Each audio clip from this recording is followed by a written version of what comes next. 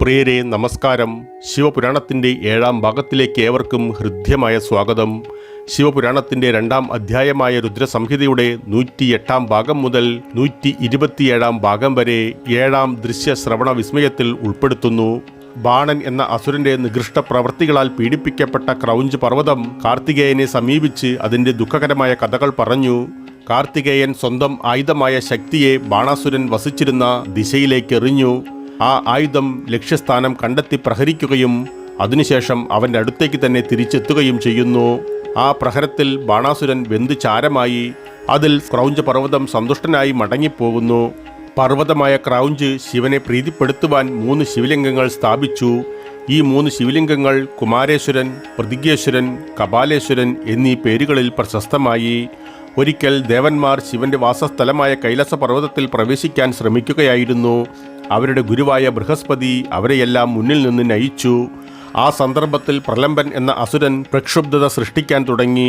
ശേഷനാഗത്തിന്റെ പുത്രനായ കുമുദൻ പ്രലംബന്റെ പ്രവർത്തികളാൽ പീഡിപ്പിക്കപ്പെട്ട് കാർത്തികേയന്റെ അഭയം തേടി. കാർത്തികേയൻ ദിവ്യായുധമായ ശക്തിയാൽ പ്രലംബാസുരനെ നിഗ്രഹിക്കുന്നു. ഒരിക്കൽ നാരദന് ഗണേശന്റെ കഥകൾ ഗ്രഹിക്കുവാൻ ജിജ്ഞാസ തോന്നിയപ്പോൾ നാരദനോടത് പകർന്നു നൽകുവാൻ ആഗ്രഹം പ്രകടിപ്പിച്ചു. ബ്രഹ്മാവ തരളിതമായ കഥ പറയുന്നു. വ്യത്യസ്ത കൽപ്പങ്ങളിൽ പലതരം ഗണപതിമാർ ഉത്ഭവിച്ചിട്ടുണ്ട്. ശ്വേത കാലഘട്ടത്തിൽ ശിവന്റെയും പാർവതിയുടെയും വിവാഹത്തിന് തൊട്ടു പിന്നാലെ കൈലാസ പർവ്വതത്തിലേക്ക് പോയപ്പോൾ ഗണപതി ഉത്ഭവിക്കുന്നു. ഒരിക്കൽ കുളിക്കാൻ പോകുന്ന സന്ദർഭത്തിൽ പാർവതി നന്ദിയോട് പ്രവേശന കവാടത്തിൽ കാവൽ നിൽക്കുവാനും എൻ്റെ അനുവാദമില്ലാതെ ആരെയും ആ ഭാഗത്തേക്ക് പ്രവേശിക്കാൻ അനുവദിക്കരുതെന്നും നിർദ്ദേശിച്ചു. എന്നാൽ യാദൃശ്ചികമായി ശിവൻ അവിടെ എത്തുന്നു. നന്ദി അകത്തേക്ക് പ്രവേശിക്കുന്നതിൽ വിസമ്മതിച്ചിട്ടും ശിവൻ പ്രവേശിച്ചു. പാർവതിക്കതിൽ അതൃപ്തിയുണ്ടായി.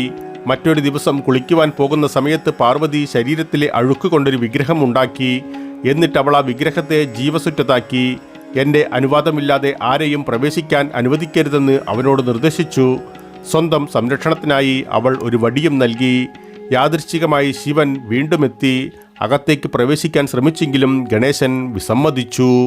എന്നാൽ ശിവൻ ബലമായി അകത്തേക്ക് കടക്കാൻ ശ്രമിച്ചപ്പോൾ ഗണേശൻ വടികൊണ്ട് അദ്ദേഹത്തെ അടിച്ചു. അതിൽ കോപാകുലനായ ശിവൻ സ്വന്തം ഗണങ്ങളോട് അവനെ കൊല്ലുവാൻ ആജ്ഞാപിക്കുന്നു. ശിവന്റെ ഗണങ്ങൾ ഗണേശനെ ആക്രമിക്കുന്നു. പക്ഷേ അവരാരും ഗണേശന് അനുയോജ്യരായ എതിരാളികളായിരുന്നില്ല. ഗണേശനാൽ പരാജയപ്പെട്ടതിനു ശേഷം ശിവഗണങ്ങൾ ശിവന്റെ അടുത്ത് പോയി നടന്നത് വിവരിച്ചു.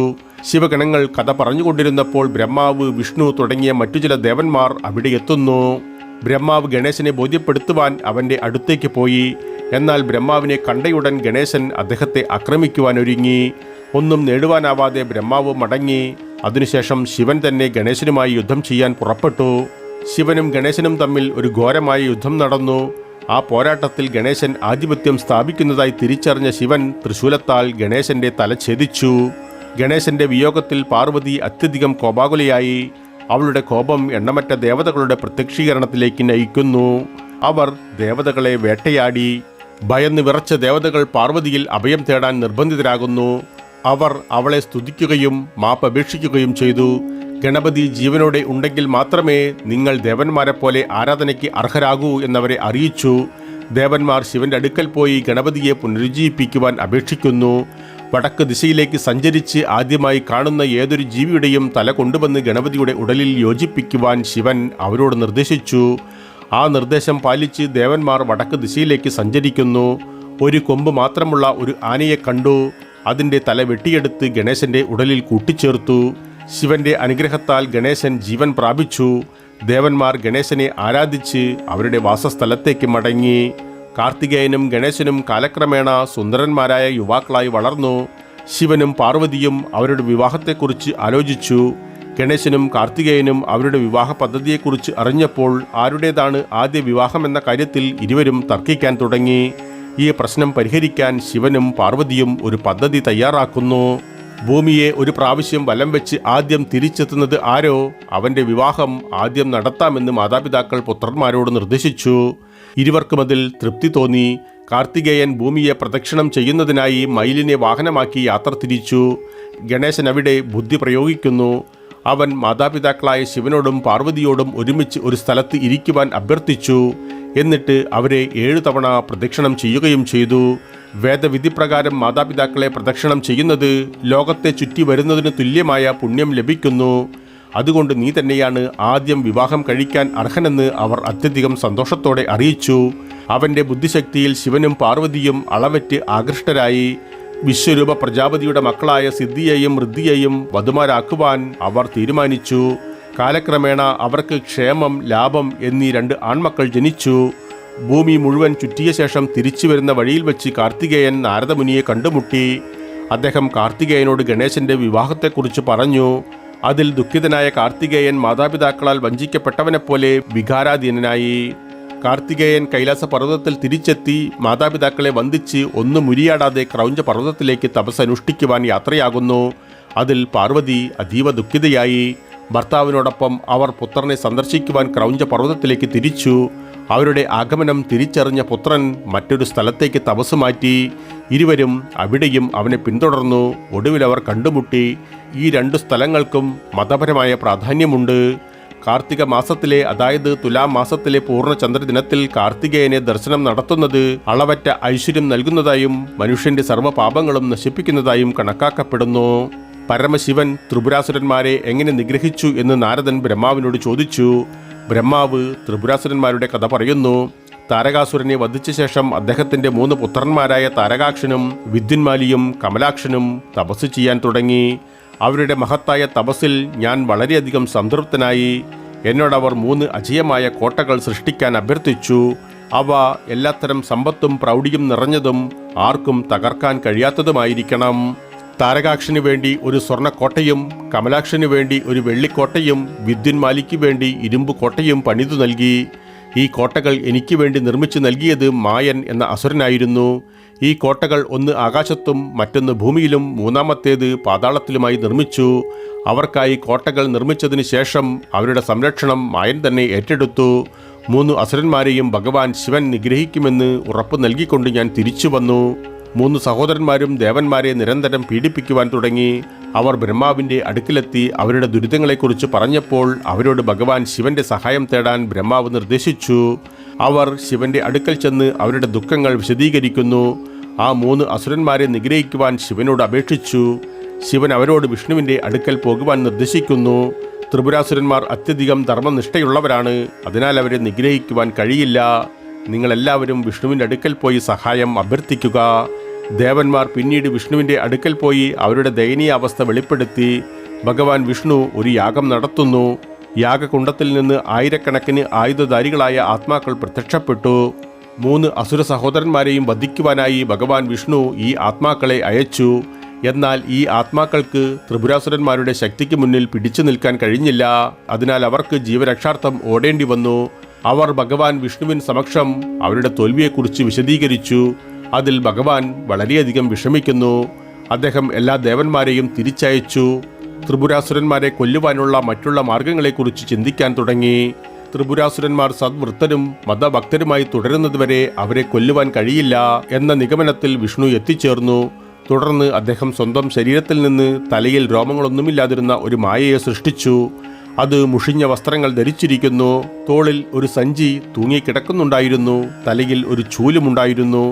ആ അസ്തിത്വം ഭഗവാൻ വിഷ്ണുവിനോട് സ്വന്തം അസ്തിത്വത്തിൻ്റെ ഉദ്ദേശത്തെക്കുറിച്ചും പേരിനെക്കുറിച്ചും അന്വേഷിച്ചു. അരിഹൻ എന്നാണ് നിന്റെ പേരെന്നും കർമ്മത്തിൻ്റെ പ്രാധാന്യത്തിന് ഊന്നൽ നൽകുന്ന ഗ്രന്ഥമായ കർമ്മവാദം സൃഷ്ടിക്കുവാനും ഭഗവാൻ ആ രൂപത്തെ അറിയിച്ചു. അത് വേദങ്ങളിൽ വിശദീകരിക്കുന്ന ആചാരങ്ങളിൽ നിന്ന് വ്യത്യസ്തമാണ്. ആ ഗ്രന്ഥത്തിൻ്റെ ഭാഷ കഴിയുന്നത്ര ലളിതവും അധപ്പതിച്ചതുമായി നിലനിർത്താൻ ഭഗവാൻ അദ്ദേഹത്തോട് പ്രത്യേകം നിർദ്ദേശിക്കുന്നു. തുടർന്ന് വിഷ്ണു ഭഗവാൻ അരിഹന് മായയുടെ ശാസ്ത്രത്തെക്കുറിച്ച് പ്രബോധനം നൽകി. സ്വർഗവും നരകവും മറ്റൊരിടത്തുമില്ല, ഈ ഭൂമിയിൽ തന്നെയാണ് എന്നതിൻ്റെ സൂചനയാണിത്. ത്രിപുരാസുരന്മാരെ ഈ തത്വചിന്ത പഠിപ്പിക്കാൻ ഭഗവാൻ വിഷ്ണു അരിഹനോട് നിർദ്ദേശിച്ചു. അത്തരത്തിൽ അസുര സഹോദരന്മാർ മതരഹിതരാകും. അരിഹനോട് ശിഷ്യന്മാരോടൊപ്പം മരുഭൂമിയിൽ താമസിക്കുവാൻ വിഷ്ണു ആവശ്യപ്പെടുന്നു.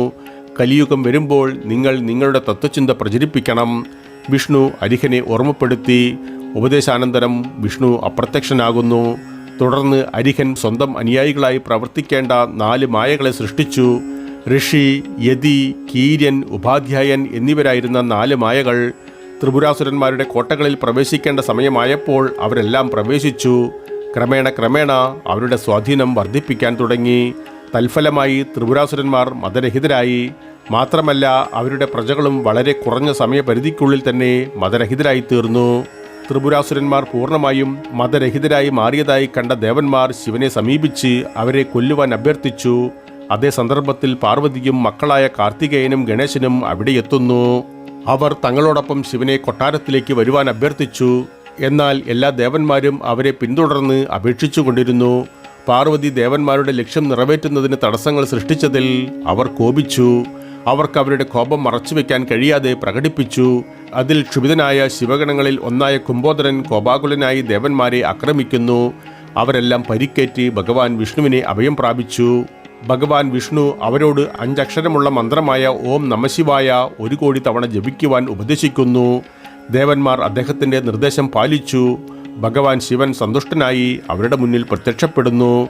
ദേവന്മാരുടെ ആഗ്രഹങ്ങൾ സഫലമാകുമെന്ന് അദ്ദേഹം ഉറപ്പു നൽകി. ത്രിപുരാസുരന്മാരുടെ അന്ത്യത്തിൽ ഉറപ്പു ലഭിച്ച ദേവന്മാർ അത്യധികം സന്തോഷിച്ചു. അവർ അവരുടെ ദിവ്യായുധങ്ങൾ ശിവന് സമർപ്പിക്കുന്നു. അതിനാൽ തന്നെ അസുരന്മാരുടെ നിഗ്രഹത്തിന് യാതൊരു ബുദ്ധിമുട്ടും ഉണ്ടാകില്ല. വിശ്വകർമാവ് അദ്ദേഹത്തിൻ്റെ മനോഹരമായ രഥം ഭഗവാന് നൽകി.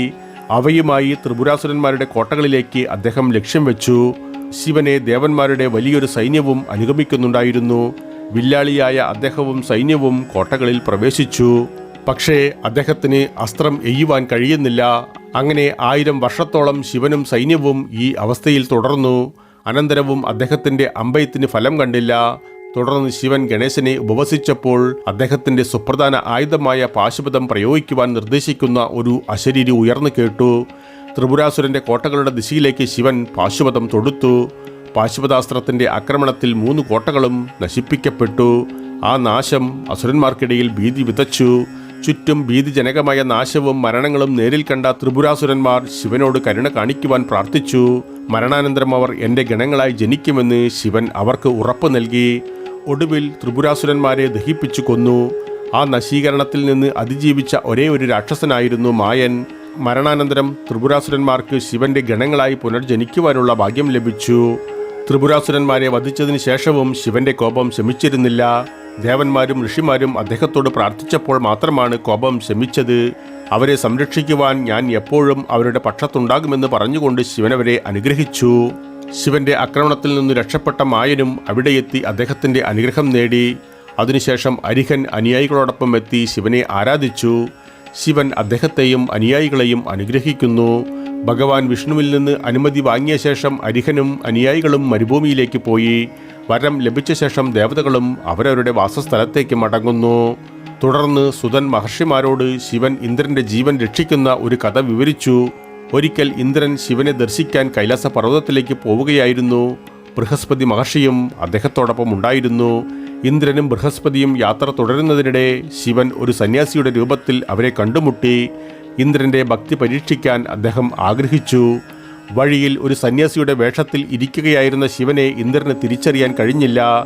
ഇന്ദ്രൻ അദ്ദേഹത്തോട് ആരാണെന്നും എവിടെയാണ് താമസിക്കുന്നതെന്നും അന്വേഷിച്ചു. സന്യാസി ഒരു വാക്കുപോലും പറയാതെ നിശബ്ദനായിരുന്നു. ഇന്ദ്രൻ ആവർത്തിച്ച് അതേ ചോദ്യം ഉന്നയിക്കുകയും അത്രയും തവണ തന്നെ ശിവൻ മൗനം പാലിക്കുകയും ചെയ്യുന്നു. ആ അവഗണനയിൽ ക്ഷുഭിതനായ ഇന്ദ്രൻ വജ്രായുധത്താൽ ശിവനെ ആക്രമിക്കുവാൻ ശ്രമിച്ചു. ശിവൻ ദിവ്യശക്തിയാൽ ഇന്ദ്രന്റെ ഉയർത്തിയ കൈകൾ തളർത്തി. കോപത്താല താപസന്റെ കണ്ണുകൾ ചുമന്നു തുടുത്തു. അത് ഇന്ദ്രനെ വളരെയധികം ഭയപ്പെടുത്തി. ആ സന്യാസി ആരാണെന്ന് തിരിച്ചറിയാൻ ബൃഹസ്പതിക്ക് കഴിഞ്ഞു. അദ്ദേഹം ശിവനെ വന്ദിക്കുകയും ഇന്ദ്രനോട് ക്ഷമ അപേക്ഷിക്കാൻ പ്രലോഭിപ്പിക്കുകയും ചെയ്തു. അതിൽ തൃപ്തനായ ശിവൻ തിളക്കമുള്ള കണ്ണുകളിൽ ഉത്ഭവിച്ച ശക്തി സമുദ്രത്തിലേക്ക് തിരിച്ചുവിട്ടു. അങ്ങനെ ശിവൻ ഇന്ദ്രന്റെ ജീവൻ രക്ഷിക്കുന്നു. പിന്നീട് ഇന്ദ്രനും ബൃഹസ്പതിയുമൊത്ത് ശിവൻ കൈലാസപർവ്വതത്തിലേക്ക് പോയി.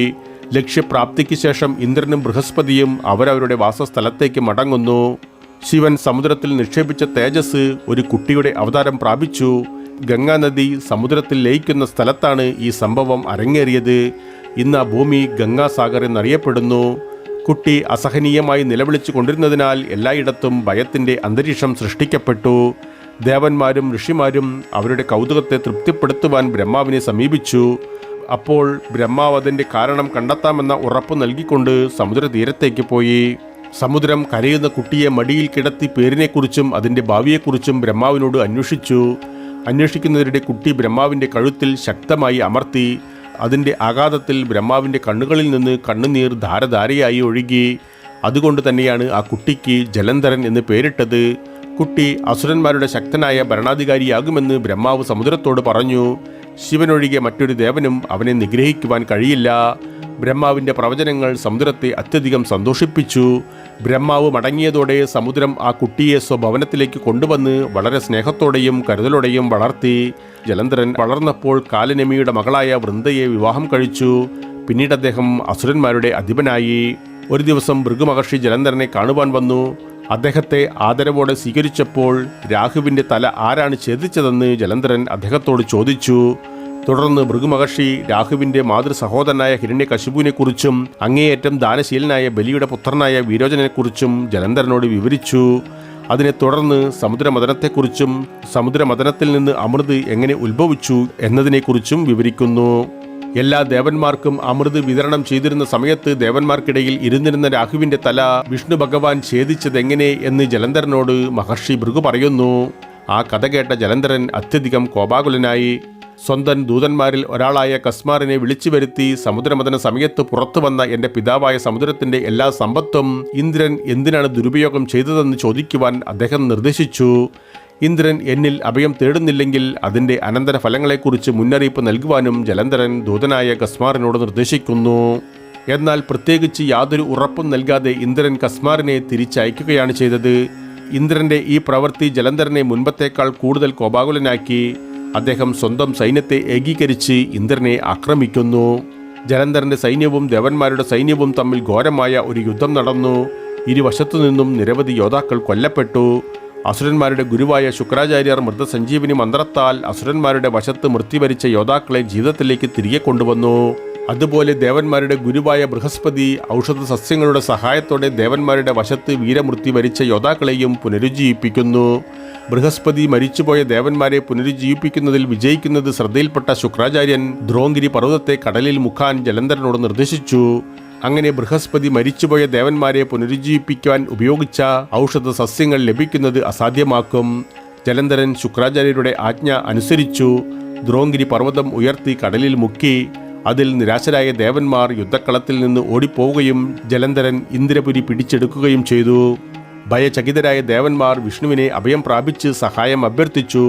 വിഷ്ണു എല്ലാം ക്ഷമയോടെ ശ്രവിക്കുകയും അവരെ സഹായിക്കാമെന്ന് വാക്ക് നൽകുകയും ചെയ്യുന്നു. എന്നാൽ അതിനൊരു തടസ്സം നേരിട്ടു. അദ്ദേഹത്തിൻ്റെ പത്നിയായ ലക്ഷ്മിദേവി ജലന്ധരനെ സ്വന്തം സഹോദരിയായി കണക്കാക്കുന്നു. കാരണം ഇരുവരും സമുദ്രത്തിൽ നിന്നും ഉത്ഭവിച്ചവരാണ്. ജലന്ധരനെ കൊല്ലരുതെന്ന് അവൾ വിഷ്ണുവിനോട് അഭ്യർത്ഥിച്ചു. ജലന്ധരനെ കൊല്ലില്ലെന്ന് വിഷ്ണു പത്നിക്ക് വാക്ക് കൊടുക്കുന്നു. ലക്ഷ്മി ദേവിക്ക് വാക്ക് കൊടുത്തതിനെ പിന്തുടർന്ന് അദ്ദേഹം ജലന്ധരനുമൊത്ത് യുദ്ധം ചെയ്യുവാൻ പോയി. ഇരുവരും തമ്മിൽ ഒരു ഘോരമായ യുദ്ധം നടന്നു. അവസാനം വരെ ആ പോരാട്ടം അനിശ്ചിതത്വത്തിൽ തുടർന്നു. ജലന്ധരന്റെ പരാക്രമത്തിൽ ഭഗവാൻ വളരെയധികം ആകൃഷ്ടനായതിനാൽ ഇഷ്ടമുള്ള ഒരു വരം ചോദിക്കുവാൻ ആവശ്യപ്പെട്ടു. ജലന്ധരൻ അദ്ദേഹത്തോട് എൻ്റെ സഹോദരിയായ ലക്ഷ്മിയോടൊപ്പം ജലന്ധരന്റെ വാസസ്ഥലമായ ക്ഷീരസാഗരത്തിൽ, അതായത് പാലാഴിയിൽ വസിക്കുവാൻ അഭ്യർത്ഥിക്കുന്നു. ഭഗവാൻ വിഷ്ണു അദ്ദേഹത്തിന്റെ ആഗ്രഹം നിറവേറ്റുവാൻ സമ്മതിക്കുകയും പത്നിയായ ലക്ഷ്മിയോടൊപ്പം ക്ഷീരസാഗരത്തിൽ താമസിക്കുവാൻ തുടരുകയും ചെയ്തു. ഭഗവാൻ വിഷ്ണുവിനാലും അവനെ പരാജയപ്പെടുത്തുവാൻ കഴിയാത്തതിനാൽ ജലന്ധരൻ 3 ലോകങ്ങളുടെയും ഭരണാധികാരിയായി മാറി. ദേവന്മാർ ഒഴികെയുള്ള അദ്ദേഹത്തിന്റെ എല്ലാ പ്രജകളും ജലന്ധരന്റെ നീതിപൂർവകവും സദ്ഗുണപൂർണവുമായ ഭരണത്തിൽ സംതൃപ്തരായി. ജലന്ധരനെ പരാജയപ്പെടുത്തുവാൻ സഹായം തേടിക്കൊണ്ടവർ ശിവനെ സ്തുതിച്ചു. ശിവന്റെ ആഗ്രഹപ്രകാരം നാരദ മഹർഷി ദേവന്മാരെ സന്ദർശിക്കുവാനെത്തി. ദേവന്മാർ അവരുടെ കഥകൾ അദ്ദേഹത്തോട് പറഞ്ഞു. അവരുടെ അവസ്ഥയിൽ സഹതാപം തോന്നിയ നാരദൻ ജലന്ധരനെ സന്ദർശിക്കുവാൻ തീരുമാനിച്ചു. ആഗതനായ നാരദന് ജലന്ധരൻ ഗംഭീരമായ സ്വീകരണം ഒരുക്കി. അത് അദ്ദേഹത്തെ വളരെയധികം സന്തോഷിപ്പിക്കുകയും സ്വാധീനിക്കുകയും ചെയ്തു. ജലന്ധരന്റെ തേജസ്സിനെയും സമൃദ്ധിയെയും നാരദൻ പ്രശംസിച്ചു. എന്നാൽ ശിവന്റെ തേജസ്സുമായി താരതമ്യപ്പെടുത്തുമ്പോൾ അത് ഒന്നുമല്ലെന്നും നാരദൻ കൂട്ടിച്ചേർത്തു. അദ്ദേഹത്തിന് എല്ലാ അഭിവൃദ്ധിയും ഉണ്ടായിട്ടും ശിവന്റേതിന് സമാനമായ ഒരു പത്നി ഇല്ലാത്തതിനാൽ ജലന്ധരന്റെ അഭിവൃദ്ധി ഇപ്പോഴും അപൂർണമാണെന്ന് നാരദൻ ഓർമ്മപ്പെടുത്തി. അതിനായി ഒരു പത്നിയെ എവിടെ നിന്ന് കണ്ടെത്തുവാനാകുമെന്ന് ജലന്ധരൻ കൗതുകത്തോടെ നാരദനോട് ചോദിച്ചു. നാരദന്റെ തന്ത്രമനുസരിച്ച് നാരദൻ പാർവതിയെ പത്നിയായി സ്വീകരിക്കുവാൻ ജലന്ധരനെ ഉപദേശിച്ചു. നാരദന്റെ കെണിയിൽ ജലന്ധരൻ അകപ്പെട്ടതിനാൽ പാർവതിയെ ശിവനിൽ നിന്ന് വേർപിരിക്കാൻ രാഹുവിനെ പറഞ്ഞയക്കുന്നു. രാഹു ശിവന്റെ അടുത്തേക്ക് പോയി പാർവതിയോട് സ്വന്തം ഉദ്യമം അറിയിച്ചു. അത് ശിവനെ അത്യധികം കോപാകുലനാക്കി. അദ്ദേഹത്തിന്റെ കോപത്തിൽ നിന്ന് ഒരു ക്രൂരജീവി അവതാരമെടുത്തു. അത് രാഹുവിനെ വിഴുങ്ങാൻ പാഞ്ഞെടുക്കുന്നു. രാഹുവിന് ശിവനെ അഭയം പ്രാപിക്കുകയല്ലാതെ മറ്റു മാർഗമില്ലായിരുന്നു. ശിവൻ രാഹുവിൻ്റെ ജീവൻ സംരക്ഷിച്ചു. വിശന്നു വലഞ്ഞ ജീവി വിശപ്പകറ്റാൻ എന്തു കഴിക്കണമെന്ന് ശിവനോട് ചോദിച്ചു. സ്വന്തം അവയവങ്ങൾ തന്നെ വിഴുങ്ങുവാൻ ശിവൻ നിർദ്ദേശിച്ചു. സൃഷ്ടികർത്താവിൻ്റെ നിർദ്ദേശങ്ങൾ പാലിച്ച് സ്വന്തം അവയവങ്ങൾ അത് വിഴുങ്ങി. അതിൻ്റെ അനുസരണയിൽ ശിവൻ വളരെയധികം സന്തുഷ്ടനായി. ആ സൃഷ്ടിക്ക് സ്വന്തം കൊട്ടാരത്തിൻ്റെ പേര് നൽകി. എന്നോടൊപ്പം അതിനെയും ആരാധിക്കപ്പെടുമെന്ന് അനുഗ്രഹിക്കുകയും ചെയ്തു. രാഹു ജലന്ധരൻ്റെ അടുത്തേക്ക് മടങ്ങി വന്ന് നടന്നതെല്ലാം വിവരിച്ചു. അതിനുശേഷം ജലന്ധരൻ വലിയ സൈന്യവുമായി കൈലാസ പർവ്വതത്തെ ആക്രമിക്കുന്നു. ശിവഗണങ്ങളും അസുരന്മാരും തമ്മിൽ ഘോരമായ ഒരു യുദ്ധം നടന്നു. ശിവൻ യുദ്ധത്തിൽ ആധിപത്യം സ്ഥാപിക്കാൻ തുടങ്ങിയെന്ന് ജലന്ധരൻ മനസ്സിലാക്കിയപ്പോൾ ശിവന്റെയും ഗണങ്ങളുടെയും ശ്രദ്ധ തിരിക്കുന്നതിനായി സ്വന്തം മായാശക്തിയാൽ മനോഹാരികളായ അപ്സരസുകളെയും സുന്ദരന്മാരായ ഗന്ധർവന്മാരെയും സൃഷ്ടിച്ചു. അതോടെ അവൻ്റെ പരിശ്രമത്തിൽ വിജയിച്ചു. അപ്സരസുകളുടെ സ്വർഗീയ സൗന്ദര്യത്തിൽ ഭഗവാൻ ശിവനും ഗണങ്ങളും മയങ്ങി. അവർ യുദ്ധം നിർത്തി നൃത്തവും സംഗീതവും ആസ്വദിക്കുവാൻ തുടങ്ങി. അതേസമയം ജലന്ധരൻ ശിവന്റെ വേഷത്തിൽ പാർവതിയുടെ അടുത്തേക്ക് പോയി. പക്ഷേ പാർവതി ജലന്ധരനെ തിരിച്ചറിഞ്ഞു. പാർവതി ദേവിയുടെ സൗന്ദര്യത്തിൽ ആകൃഷ്ടനായ ജലന്ധരൻ ദുഷ്ടലാക്കോടെ അവളെ നോക്കിയപ്പോൾ അവരുടെ കോപത്തിനാൽ അവർ നിശ്ചലനായി. തുടർന്ന് മാതാവ് പാർവതി ഭഗവാൻ വിഷ്ണുവിൻ്റെ അടുത്തേക്ക് പോയി നടന്നതെല്ലാം വിവരിക്കുന്നു. ജലന്ധരനെ ഒരു പാഠം പഠിപ്പിക്കുവാൻ അവൾ ആഗ്രഹിച്ചു. ജലന്ധരൻ്റെ വേഷത്തിൽ ജലന്ധരൻ്റെ പത്നിയുടെ അടുത്തേക്ക് പോയി അതേ രീതിയിൽ പെരുമാറുവാൻ അവൾ വിഷ്ണുവിനോട് അഭ്യർത്ഥിച്ചു. വൃന്ദ ഉറങ്ങുമ്പോൾ ദിവ്യശക്തികളുടെ സഹായത്തോടെ ഭഗവാൻ വിഷ്ണു നിരവധി അശുഭകരമായ സ്വപ്നങ്ങൾ സൃഷ്ടിച്ചു. അതിനാൽ വൃന്ദയ്ക്ക് വളരെയധികം അസ്വസ്ഥതകൾ ഉണ്ടായി. ഉത്കണ്ഠകൾ അസഹനീയമായപ്പോൾ അവൾ കാട്ടിലേക്ക് പോകുന്നു. കാട്ടിൽ ശിഷ്യന്മാർക്ക് നിർദ്ദേശം നൽകിക്കൊണ്ടിരുന്ന ഒരു സന്യാസിയെ വൃന്ദ കണ്ടു. ആ സന്യാസി മറ്റാരുമായിരുന്നില്ല, ഭഗവാൻ വിഷ്ണു തന്നെയായിരുന്നു. അവൾ സന്യാസിയുടെ അടുത്തേക്ക് പോയി സ്വന്തം ഭർത്താവിൻ്റെ ജീവൻ രക്ഷിക്കാൻ പ്രാർത്ഥിച്ചു. ഭഗവാൻ വിഷ്ണു ആ രംഗത്തു നിന്ന് അപ്രത്യക്ഷനാവുകയും വീണ്ടും പ്രത്യക്ഷപ്പെടുകയും ചെയ്തു. എന്നാൽ ഇത്തവണ പ്രത്യക്ഷപ്പെട്ടത് ജലന്ധരൻ്റെ രൂപത്തിലാണെന്ന് മാത്രം. വൃന്ദയ്ക്ക് സ്വന്തം ഭർത്താവിൻ്റെ യഥാർത്ഥ വ്യക്തിത്വം തിരിച്ചറിയുവാൻ കഴിഞ്ഞില്ല. ഭർത്താവിനെ കണ്ടതിൽ അവൾ അത്യധികം സന്തോഷിച്ചു. ഇരുവരും കാട്ടിൽ തന്നെ ഭാര്യ ഭർത്താക്കന്മാരായി വളരെ കാലം താമസിക്കുന്നു. ഒരു ദിവസം ഭർത്താവായി വേഷം കെട്ടിയ ആളുടെ യഥാർത്ഥ വ്യക്തിത്വം അവൾ തിരിച്ചറിഞ്ഞു. സ്വന്തം പതിവ്രതം ലംഘിക്കപ്പെട്ടുവെന്ന് തിരിച്ചറിഞ്ഞ അവൾ ഭഗവാൻ വിഷ്ണുവിനെ ശപിച്ചു. എന്നോട് ഒരു തന്ത്രം പ്രയോഗിച്ചതുപോലെ ആരെങ്കിലും നിങ്ങളുടെ പത്നിയെ ഒരിക്കൽ വഞ്ചനാപരമായി തട്ടിക്കൊണ്ടുപോകുമെന്നും അവളെ അന്വേഷിച്ച് നിങ്ങൾ അലഞ്ഞു തിരിയുമെന്നും അവൾ ശപിച്ചു. ഭഗവാൻ വിഷ്ണുവിനെ ശപിച്ച ശേഷം വൃന്ദ അഗ്നിയിൽ പ്രവേശിച്ച് മരണത്തെ സ്വീകരിച്ചു. മറുവശത്ത് കൈലാസ പർവ്വതത്തിൽ നിന്ന് പാർവതി പോയതിനു ശേഷവും ജലന്ധരൻ സൃഷ്ടിച്ച മായാശക്തികളായ അപ്സരസുകളെയും ഗന്ധർവന്മാരെയും നശിപ്പിച്ചതിനു ശേഷവും കാണുന്നതെല്ലാം മായകൾ മാത്രമാണെന്ന് ശിവൻ മനസ്സിലാക്കി. ശിവൻ വീണ്ടും യുദ്ധം പുനരാരംഭിച്ചു. ശുംഭൻ, നിശുംഭൻ എന്നീ അസുരന്മാർ അദ്ദേഹത്തോട് യുദ്ധം ചെയ്യാൻ മുൻപോട്ട് വന്നു. ഒടുവിലവർ പോർക്കളത്തിൽ നിന്നും ഒളിച്ചോടി. ആ സന്ദർഭത്തിൽ നിന്നും അവർ രക്ഷപ്പെട്ടെങ്കിലും പാർവതി അവരെ കൊലപ്പെടുത്തുമെന്ന് ഭഗവാൻ ഇരുവർക്കും മുന്നറിയിപ്പ് നൽകുന്നു. ജലന്ധരൻ വീണ്ടും ശിവനുമായി യുദ്ധം ചെയ്യാനെത്തുന്നു. അവർക്കിടയിൽ ഒരു ഘോരമായ യുദ്ധം ആരംഭിച്ചു. അവസരോചിതമായ ഒരു സന്ദർഭം ലഭിച്ച ശിവൻ തൻ്റെ കാൽ വിരലിൽ നിന്ന് സൃഷ്ടിക്കപ്പെട്ട ചക്രം ഉപയോഗിച്ച് ജലന്ധരൻ്റെ ശിരസ് ഛേദിച്ചു. മരണാനന്തരം ജലന്ധരൻ്റെ ആത്മാവ് ശിവനിൽ ലയിക്കുന്നു. ജലന്ധരൻ്റെ അന്ത്യത്തെക്കുറിച്ച് അറിഞ്ഞപ്പോൾ ദേവന്മാർ ആനന്ദ നൃത്തമാടി. അവർ ശിവന്റെ അടുക്കിലെത്തി അദ്ദേഹത്തെ സ്തുതിച്ചു. അദ്ദേഹത്തിൻ്റെ നേട്ടത്തെ പ്രശംസിച്ചു. നന്ദി പ്രകടിപ്പിച്ച ശേഷം എല്ലാവരും അവരവരുടെ വാസസ്ഥലത്തേക്ക് മടങ്ങി. പ്രിയരെ, ശിവപുരാണത്തിൻ്റെ 7ാം ഭാഗം ഇവിടെ നിർത്തട്ടെ. കൂടുതൽ സ്തുത്യർഹമായ കഥകളുമായി വീണ്ടും കണ്ടുമുട്ടാം. ഇപ്പോൾ നന്ദി, നമസ്കാരം.